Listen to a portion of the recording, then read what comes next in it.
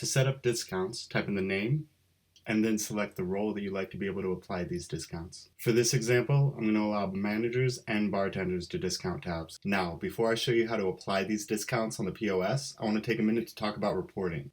The way that you're labeling these discounts right now is exactly how you're going to be reading them on your daily sales reports. So you want to be clear on how you label these so you get the most detailed reporting.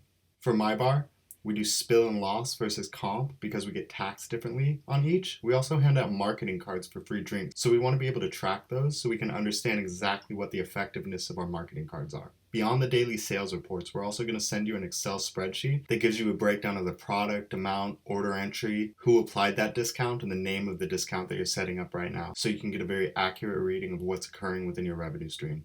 Now, when you're back on the POS screen, open up the tab that you'd like to discount, and either double-click the tab or hit the menu button at the bottom center of the screen. At the top of the menu screen, you'll notice a gray discount button. Click this to apply your discount. From here, you can add a percentage discount, dollar discount, or in this case, 100% discount to the entire check. Next, select which discount group you'd like to report this as.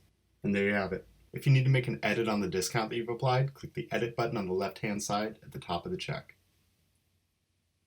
We also offer complete flexibility in how you're applying these discounts. So if you need to do item level discounts, simply highlight the items that you'd like to discount and apply it to the check. The last thing I want to show you is how to view individual tabs and the discounts that are applied to those tabs in the back-end reporting for SmartTab.